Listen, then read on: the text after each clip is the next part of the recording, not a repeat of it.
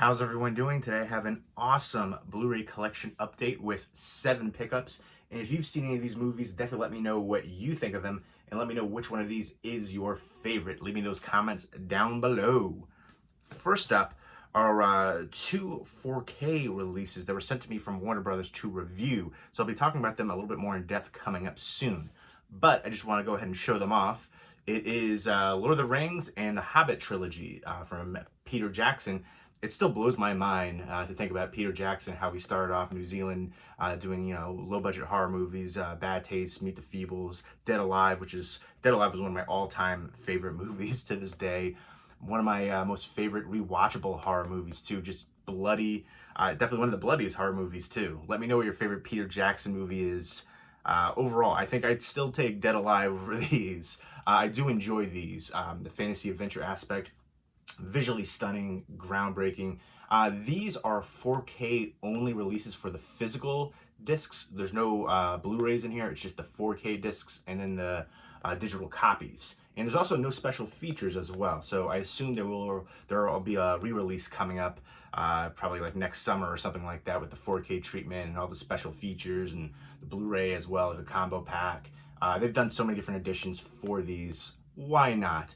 The fans will, it's just like horror fans. I feel like we kind of push the market for physical media. Like certain things like these, you'll put out however many editions, people will continue to buy them. But right now, to have these in 4K for the best possible picture quality, for hardcore fans, that's a must. I'll go ahead and show you. It slides out of the slipcase like that. And you have, you've got the swing tray in here, and you've got, extended editions for Lord of the Rings. And make sure that these discs, sit in here properly right there like that, just to show you the swing tray. Yeah, the discs kind of fall out easily on these. So just to give you an idea again, for each one of the discs like that, the swing tray. So I think it's it's nice, but I would like to have the special features on here. I would, it would be nice to get like a complete collection. I know a lot of people aren't a huge fan of the Hobbit Trilogy. I love the Hobbit Trilogy. In fact, I might be like one of the only people that enjoyed it a little bit more than Lord of the Rings trilogy. I probably am. So, don't hate me for that. But yeah, here's the Hobbit, same kind of thing, the swing tray.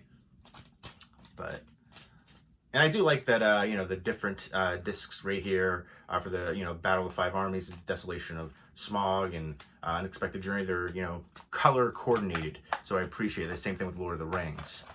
But really nice, simplistic design. I haven't checked these out yet in 4K, but I plan to soon. I think that's the main idea for these, to check out the picture quality and to see how it differs from the Blu-ray.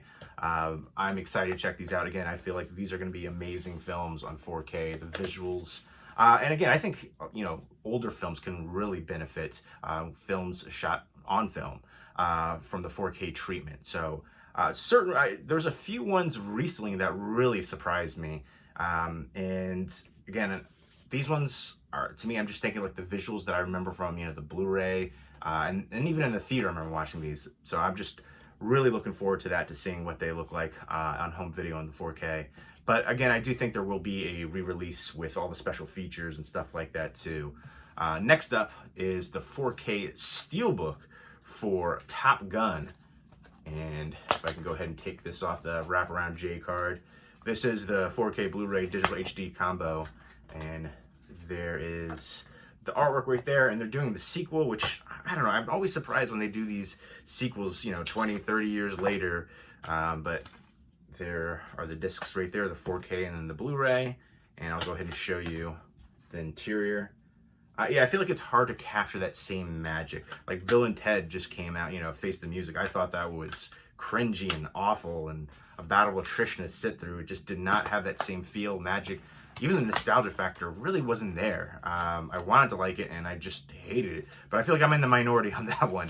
But it's just hard for me to imagine, they've been talking about doing a Goonies sequel for ages. And so it's hard to imagine capturing that same magic from back in the day. But I did love this one when I first watched it back. I've seen it a few times, but I think the last time I've seen it is probably like over 5 years ago. So I'm looking forward to revisiting this. This does have special features on here too. I like the cast a lot here, and there's just a great chemistry between Val Kilmer and Tom Cruise, especially, that back and forth rivalry going on. And there's some, heartbreaking moments in here too. I think the cast in general did a phenomenal job. It's directed by Tony Scott, who's done a lot of great action movies. But yeah, definitely looking forward to checking this one out, revisiting it, checking the special features and the 4K transfer. I do like the artwork a lot for the Steelbook. I'm picky when it comes to Steelbooks, but there, I feel like for a while there's like a kind of a lull. I wasn't too impressed by like a lot of the artwork choices that they did, but recently, especially Paramount, I really enjoyed a lot of their Paramount releases for the 4K Steelbooks. Coming to America, I love the choice for the artwork for that one too. Next up is another Paramount release right here. This Top Gun was as well. Collateral on 4K, which I'm super excited to check this one out. It's directed by Michael Mann. Let me know what your favorite Michael Mann movie is. I always felt The Keep was underrated and doesn't have a Blu-ray release and definitely deserves one. In fact, I don't think it even has a DVD release. I have a bootleg of that from for a decade ago. But I really enjoy Michael Mann. Heat, of course. Thief. Last of the Mohicans is probably like my maybe fifth favorite movie of all time, I'd say. Fourth. I'll go with fourth. But I love the heck out of it. Michael Mann is an amazing director, and he directed Collateral right here. Even Miami Vice I liked. I know a lot of people don't really care for that one, but I enjoyed it. Manhunter, that's probably on my top 30 all-time favorites, in fact. But yeah, this one right here, I love the cast. People always put down Tom Cruise, which blows my mind. He's been in tons of amazing films. Top Gun as well, and he can do in a range of different acting, drama to action. He's done a lot of action movies recently, but he can do dramatic performance as well. J.R.R. Maguire is a favorite of mine too. I wouldn't say it would be in my top 30, but I love the heck out of that one. But he is so good in this role as a hitman, and Jamie Foxx is a taxi driver who picks him up, and unbeknownst to him, now he's forced to drive him around while he is gonna make this hit, and it's very palpable tension throughout. I like the back and forth. Tom Cruise, to me, amazing job. Jamie Foxx, kind of more like of a mellow performance throughout, and then it kind of picks up a bit. He's very conflicted with driving him around, Tom Cruise. But excited to check this one out in 4K. Again, love the heck out of this one. High recommendation. Great tension all throughout. And again, Tom Cruise. I'm not gonna say it's one of my favorite performances from him, but again, I'm a fan of him, a big fan. A lot of people put him down. That blows my mind. Scientology aside, who cares? There's been so many different stars, directors, actors who've done terrible things in their personal life, and people still support them. He has a religious belief that is different than yours. I really don't care about that. All I know is I like him a lot as an actor. He's been in some amazing films, some of my favorite films. So I'm never going to put him down. It blows my mind that people do. I think it's like one of those trendy things, like when people put down Nickelback. Come on, everybody's saying how you remind me back in the day. I don't care what smack talk you say. Everybody was rocking out to that one back in the day. So Tom Cruise, I'm still a fan and love the heck out of this one. Even if you're not a big Tom Cruise fan, I'd say still give this one a chance. He's awesome in this role. Excited to check that out on 4K. Next up is Possessor. This is from Wellgo USA. This is the Blu-ray. It does have a 4K release. This is the uncut version, and I know in certain stores they're selling the cut version. So obviously you want to get the uncut version. This is from Brandon Cronenberg, who is the son of David Cronenberg. And Brandon Cronenberg, I saw Antiviral, which was his directorial debut. That one shocked the heck out of me. It definitely has influences from his father, that body horror kind of aspect. Antiviral, high recommendation for that one. Super crazy, kind of like fan obsession, celebrity obsession, but such an interesting, unique take. Love that film, and that was his directorial debut, and it just blew me away. So I was really excited for this one. The trailer for this was bizarre and trippy, and this has what is her name? The lead actress in here. Will it tell me? It's gonna make me Andrea Riseborough. She's been in a bunch of different things that I've seen, but she's done a decent amount of horror recently too. She was in Mandy. She was in the Grudge movie recently, which was not a remake. I feel like people unfairly bashed it before even watching it, before even giving it a chance. It's kind of like a side story, and I thought that was definitely worth checking out. And I liked her performance in there as the lead detective in the movie. And this one right here looks like a sci-fi horror movie. She plays a elite corporate assassin. which I think her name is Tassa Voss, and she's using brain implant technology and to basically take people out, high-profile targets. And she goes deeper into her latest assignment and becomes trapped inside the mind that threatens to obliterate her. The trailer for this was crazy and creepy and mind-blowing, and I would expect nothing less from anybody with the last name Cronenberg. Again, I really enjoyed Antiviral, which was his, again, Brandon Cronenberg's directorial debut. So I am soup for this one. I feel like there's a few other recognizable people in here too. So again, can't wait to check this one out. Next up is Smiley Face Killers, which I have seen. I'm going to talk about a little bit more coming up. This is a Lionsgate release. Crispen Glover is the main star. Well, he's not really the main. He's like the only one who is, you know, recognizable essentially, and he is super creepy in here. He plays a lot of like eccentric, eclectic roles, and I think it's because he's that way in real life. It's really interesting to hear about all the controversy with him in Back to the Future as well. If you don't know about it, he was in the first Back to the Future, and then he was cut out after that, and they used like a face mold of him and created a mask. So they put it on a different actor, and so he can kind of like look like him in the second one. So, and then he sued like the production company and everybody involved essentially, and he settled. They settled essentially, and I think he got like $700,000, almost $1 million. And there was like all kinds of controversy. Gail, the producers, was like apparently talking a lot of smack about him.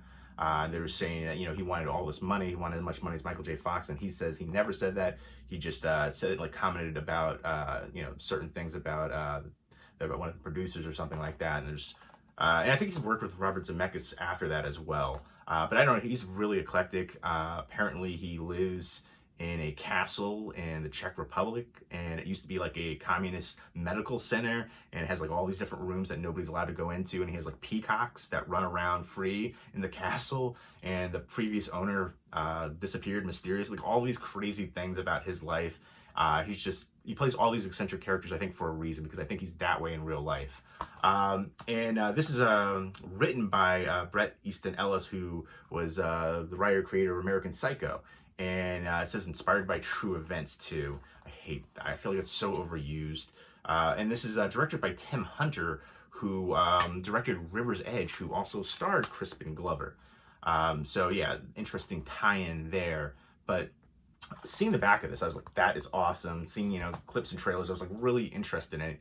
And I do enjoy the movie, but it takes too long to get to the point of it. I feel like it's like this cat and mouse game. So basically it starts out with all these young college guys who apparently are found drowned, and they say it's under suspicious terms. And they say there's been like 150 or something like that on the California coast.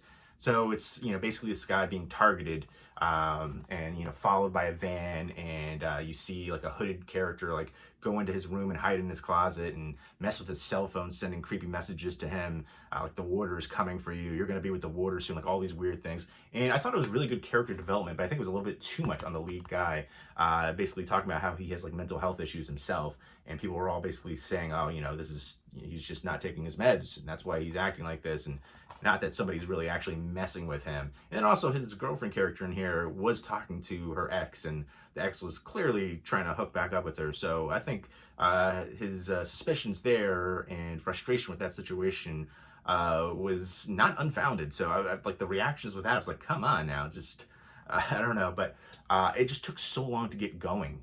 The last 20 minutes were awesome. The last 20, like, I feel like just fast forward through almost. The character development, I like to see that, because a lot of times it lacks, especially in horror movies. But I just felt like it was too much of that. It took too long to get there. I thought it was interesting. I enjoyed the last 20 minutes, essentially. But again, there's a lot of issues with this one. I wanted to like it more than I did. I don't know if I can give it a high recommendation. But if you're a fan of, you know, low budget horror, and if you're willing to sit through some dramatic pacing and a lot of character development and a lot of build up, then sure, check it out, because I think the payoff is definitely worth it. And I actually was surprised by how it ended. I was expecting something a little bit different, and it didn't play out that way. And I kind of love how it played out, just because you don't always see it that way. So I definitely appreciate it. It almost has a little bit of a vibe of like The Strangers, just like the watching, and then, you know, they're kind of like, they're wearing masks from The Strangers. Obviously there's hoods here, and you do get the reveal of who they are. But yeah, I wanted a little bit more information about them, the killers. They tell you enough, but I just wanted a little bit more. And then it kind of doesn't make sense with the Smiley Face aspect compared to, you know, what they give you information-wise about the killers. It's like, that doesn't really mesh well and work well right there. But yeah, Crispen Glover, you see his creepy face right there. You don't see him that much in the movie. You see him like only a few scenes, and you know, if you're gonna give me that right there, you gotta give me that creepy face all throughout the movie, a little bit more anyways. It's like Midsommar, which, gotta say it that way. I remember when I was at Fangoria, they showed the picture of the one like deformed character. That character was only in the movie for like 30 seconds total screen time. I felt so gypped. You're gonna show that on the cover of a magazine, and you're only gonna give it to me for like a few seconds? Get out of here. Yeah, I think I'm like one of the only people that didn't love Midsommar. I feel like everybody loved the heck out of that one. And it wasn't really horror. There was like maybe 2 scenes of horror, like, and they were pretty quick. The rest is just like, seems so overindulgent. I love Hereditary from Ari Aster. Love the heck out of it. One of my all-time favorite horror movies now, I'd say. But Midsommar, I don't really consider a horror movie. Wicker Man, more so. And it's always going to get the comparison to that. But the Death of Me was a newer one that has somewhat of a similar vibe. And I actually enjoyed that a little bit more, even though that's nowhere near perfect and nowhere near the same budget and level of production as Midsommar. But yeah, I wasn't a huge fan of Midsommar. I don't know, maybe I should revisit it, but it just seems so long. And now there's a director's cut that's like 30 more minutes of extended scenes or something like that. It's like, from what I read, it was just like more about other characters and like the different assignments of the one character and like getting more information. It's like, that doesn't even seem like it should be added into it. It seems like it was cut for a reason. But I don't know, I didn't see the director's cut, but I don't know, is that worth checking out? I felt the first one was way too long, overly indulgent. I don't know, it just wasn't that interesting to me. It was more of like a folk drama, relationship drama than anything. The horror elements were minimal. I digress. I know I'm in the minority, the slim minority of not caring for that one so much, but next up is Iron Mask, which, look at that. That's all you need to see right there. Sold. Jackie Chan and Arnold Schwarzenegger right there, who looks like he's playing a British gent. And this also has Rutger Hauer, one of his last roles on screen. But it's so funny. Like, you know, usually synopses of movies, they're on the back, you know, it's right there. This one right here, it's like so small, they don't want you to even read it. When I first looked at the back, I didn't even notice it. I thought it was, you know, just the credits and stuff. Because right here is like the big blurb. Action's greatest stars, the world's biggest adventure. That's all you need to know. You just need to see that. This looks like it's... Arnold Schwarzenegger is not really a great actor. Let's be honest. He plays action roles for a reason. But I did like him in Maggie. He had a really good dramatic performance there. It's the only thing I've really seen him in where I thought he gave a really strong acting performance. Like, action roles, he's awesome. He does like 1 or 2 one-liners. He's tough. He's got a good screen presence. But nobody thinks of him as being a great actor with, you know, range. So I don't know. And even looking at this picture actually looks hilarious. Like, I don't know if that, you probably can't see it, but just his facial expression on there. So this looks like it's going to be ridiculous just by that. But it's the first time that Jackie Chan and Arnold Schwarzenegger have been in a film together on screen. So that's exciting. Let me know what your favorite Arnold Schwarzenegger movie is. Let me know what your favorite Jackie Chan movie is. Yeah, it sounds interesting. There's something about controlling a mythical dragon too. So it's a, you know, crazy action fantasy adventure movie, and Arnold Schwarzenegger plays a character who's called James Hook. And immediately I was thinking, like, maybe he should be cast in a, you know, Peter Pan as Hook. That's what my immediate thought. You know, he's got that look right there. Why not?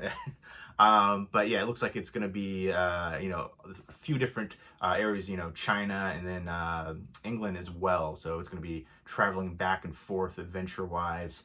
It looks like it's going to have some good set design, kind of lavish looking from the shots and scenes that I've seen. But I don't know, I just saw that and he looks goofy on there in that role.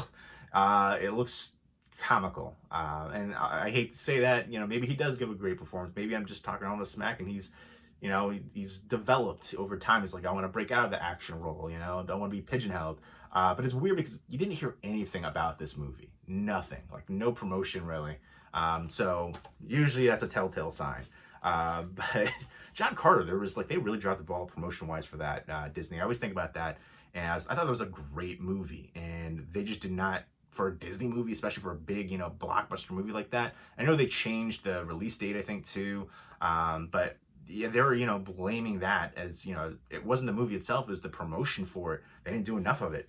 But yeah, Iron Mask, I didn't really hear anybody, I didn't see any promotion for it. But there you go. Those are the 7 pickups. If you've seen any of them, definitely let me know what you think of them. Let me know what your favorite Tom Cruise movie is, too. He's got so many to choose from. Look at his IMDb credits. How can you not be a fan of him? He's done, like action movies too, but Magnolia, I mean, Vanilla Sky, this is one of my all-time favorite movies. I definitely prefer it over Open Your Eyes. Just everything is elevated in Vanilla Sky, and great performance, lead performance from him there too. But I mean, he's done all the action stuff. He's done the 80s stuff. He's been around for so long, Risky Business, just tons and tons of movies. So I feel like there's something for pretty much everyone. I wouldn't say the new Mummy movie was really, it's kind of horror, I guess. It's horror-esque, but not in the same vein as like some of the darker horror movies. It's he shows that he does have range. He hasn't done like full-on horror, but willing to dabble in it at least. So there you go. Let me know what you think of these, which is your favorites, and leave me those comments down below. And I hope everybody's doing well. Take care.